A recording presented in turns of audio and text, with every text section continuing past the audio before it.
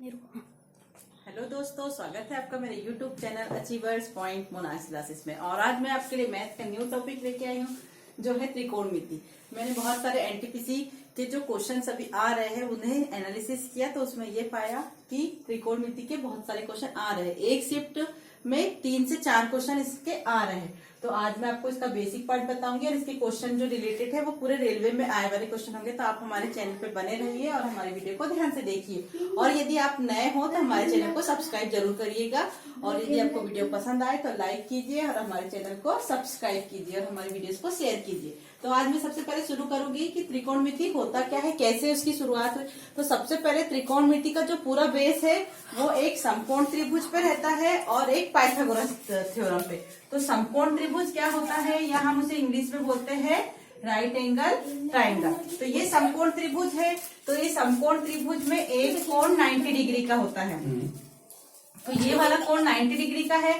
तो सपोज हमारे पास एक समकोण त्रिभुज है जिसका कोण भी समकोण है। तो हमेशा इसमें ध्यान रखना होता है कि जो समकोण त्रिभुज होता है उसके सामने का जो वो होता है, सामने की जो भुजा होती है उसे कर्ण कहते हैं, जिसपे वो बना होता है उसे लंब कहते हैं, और जिसपे उसका आधार टिका होता है उसे आधार कहते हैं। या इंग्लिश वाले बच्चे समझे तो जो समकोण त्रिभुज के सामने वाली भुजा होती है उसे हाइपोटेनस कहते हैं। ये वाला लंब जो होता है उसे परपेंडिकुलर कहते हैं। ये हाइपोटेनस है और ये वाला बेस है। तो हमें ये पूरे इसके अकॉर्डिंग इसके जो कुछ त्रिकोणमिति रेशियो या त्रिकोणमिति अनुपात दिखाते, तो वो अनुपात कौन कौन से है। तो सबसे बेसिक इसमें होता है साइन थीटा, कॉस थीटा और टेन थीटा, और एक होता है कॉट थीटा, कॉसेक थीटा और सेक थीटा। ये हमारे बेसिक 6 फॉर्मूलेस होते हैं। इस पे पूरे त्रिकोणमिति बेस होती है। और ये क्वेश्चन आप बहुत ध्यान से, एक बार आपका बेसिक क्लियर हो जाएगा तो त्रिकोणमिति आपके हाथ में होंगी। तो आप इसे ध्यान से देखिए और समझिए। तो ये sine theta, cos theta, tan theta में क्या है। तो यदि हम हिंदी मीडियम वाले बच्चे को लर्न करना होगा तो वो याद रखे कि लाल बटे कक्का करके होता है एक फॉर्मूला। ऐसे लिख लो उसे कॉपी पे, LAL KKA।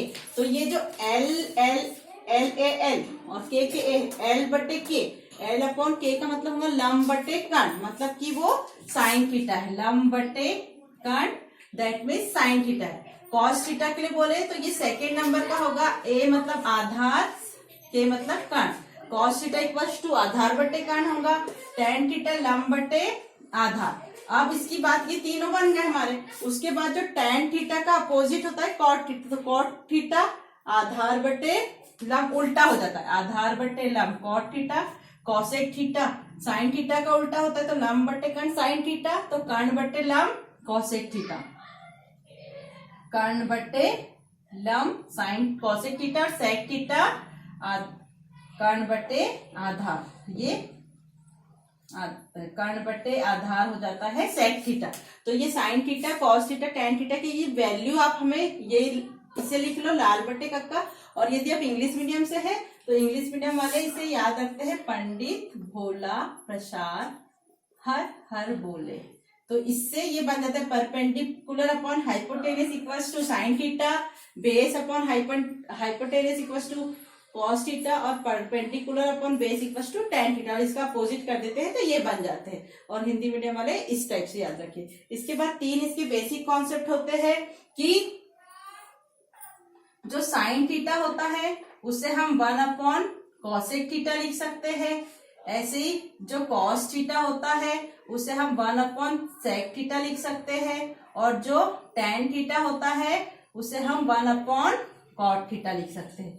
ये हो गया सिंपल। ऐसे इसके अपोजिट कॉसेक थीटा को 1 अपॉन साइन थीटा लिख सकेंगे, सेक थीटा को 1 अपॉन कॉस थीटा लिख सकेंगे, और कॉट थीटा को 1 अपॉन टेन थीटा लिख सकेंगे। इसी के यदि हम बात करें कुछ फॉर्मूले होते हैं, जैसे कि कहीं पे हमें ऐसा लिखा दिया रखा sine theta into cosec theta, तो इक्वल्स टू हम उसे 1 मान सकते हैं।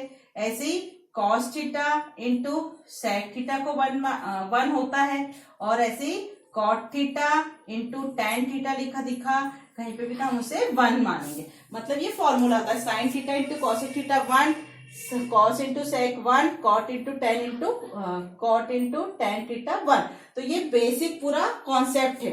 सबसे पहले हमें पता होना चाहिए कि समकोण त्रिभुज क्या होता है। तो समकोण त्रिभुज पे ऐसा त्रिभुज जिसका एक कोण समकोण है, समकोण के सामने वाली भुजा कर्ण हाइपोटेनस कहलाती है, जिसपे वो बना हुआ लंब परपेंडिकुलर और जिसपे वो बेस होता है उसे आधार या बेस कहते हैं। उसके बाद में इसमें एक पूरा कॉन्सेप्ट ये होता है कि पाइथागोरस थ्योरम पे चलता है। तो पाइथागोरस थ्योरम ये होता है कि इसमें कर्ण का वर्ग, लंब का वर्ग और आधार के वर्ग के योग के बराबर होता है। जैसे कि यदि कर्ण का वर्ग है, मैं कहूं AC का वर्ग, लंब के वर्ग और आधार के वर्गों का योग होता है, ये उसका फॉर्मूला होता है पाइथागोरस थ्योरम का कि कर्ण का वर्ग अन्य दो भुजाओं के वर्गों के योग के बराबर होता है। ये पाइथागोरस थ्योरम है। ये पूरा अगर आपको आ गया तो आपका त्रिकोणमिति आधे से ज्यादा सॉल्व हो जाएगा। तो इसका एक क्वेश्चन मैं आपको बता रही हूँ और कल इससे रिलेटेड क्वेश्चन में सारे आपको सॉल्व कराऊंगी जो सारे रेलवे के एग्जाम में आए वाले हैं।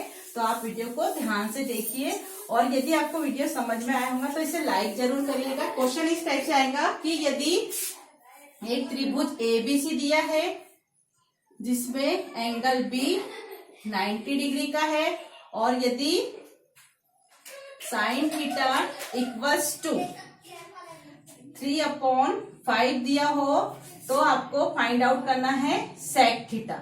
सेक थीटा की वैल्यू फाइंड आउट करना है। इस टाइप का सिंपल क्वेश्चन आएगा। तो आप कैसे करेंगे? तो सबसे पहले हमें दिया है कि त्रिभुज ABC में कोण भी 90 डिग्री का है और साइन थीटा 3/5 दे दिया है। तो हम सबसे पहले त्रिभुज ABC ड्रॉ कर लेंगे।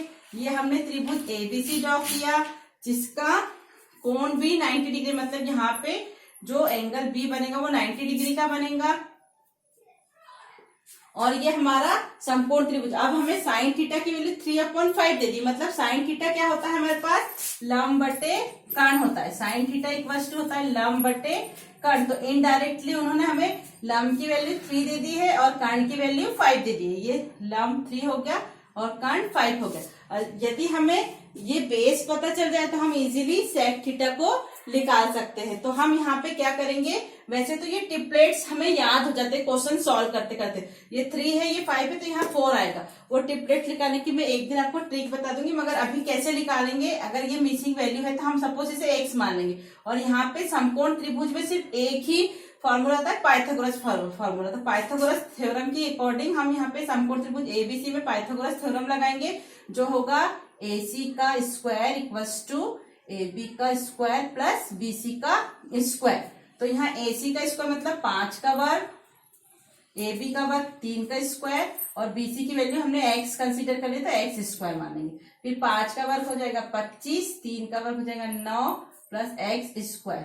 25 में से 9 को माइनस करेंगे, ये x स्क्वायर हो जाएगा। 25 में से 9 गए 16 हो जाएगा, ये x स्क्वायर और x की वैल्यू फाइंड आउट करना था, √16 हो जाएगा और √16 की वैल्यू 4 हो जाएगी। यदि आपको टिपलेट्स लर्न रहेंगे तो हमको इतना सॉल्व नहीं कर, जैसे हमें 3 5 दिखे तो यहाँ पे 4 आ जाएगा। ऐसे एक रहता है 5 12 13, ऐसे ना बहुत सारे टिपलेट्स है जो इंपॉर्टेंट वाले मैं आपको कल बता दूंगी, वो कौन कौन से, उसे लर्न कर लीजिएगा। तो ये वाला आपका इतना काम बच जाएगा और आपका एग्जाम में टाइम बहुत ज्यादा कवर हो जाएगा। तो ये 3 4 5, 3 लंब हो गया, 4 आधार हो गया, 5 कर्ण हो गया। तो आपसे सेक थीटा पूछा है, तो सेक थीटा क्या होता है, जब आपको ये पता होगा तो आप सबसे पहले यहाँ पे L A लिख लीजिए। तो हमने देखा सबसे पहले साइन थीटा, फिर सेकंड वाला कॉस थीटा और थर्ड वाला टेन थीटा रहता है। तो हमें पता है सेक थीटा जो होता है वो कॉस थीटा का उल्टा होता है, मतलब हमें बीच वाली वैल्यू चाहिए।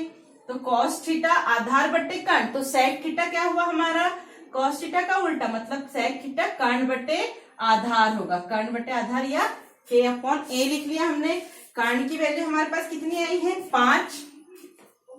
तो सेक थीटा इक्वल्स टू कर्ण की वैल्यू 5 है और आधार की वैल्यू 4 है, मतलब कि सेक थीटा की वैल्यू 5/4 है। यदि आपसे यहाँ से वो पूछता कॉस थीटा की वैल्यू क्या है तो 4/5 हो जाती। कॉसेक की वैल्यू पूछता 5/3 हो जाती। यदि वो आपको टेन थीटा की वैल्यू पूछता तो लंब बटे आधार 3/4, जो भी पूछे बस आपको ये एक वैल्यू जो मिसिंग रहती है उसे पाइथागोरस थ्योरम से फाइंड आउट कर लेना है और फॉर्मूले में रख के याद कर लेना। ये लाल बट्टे कक्का आपको ये हमेशा याद रखना है। और जो इंग्लिश मीडियम के है वो ये PBP HHB, और ये perpendicular upon hypotenuse, base upon hypotenuse, perpendicular upon base.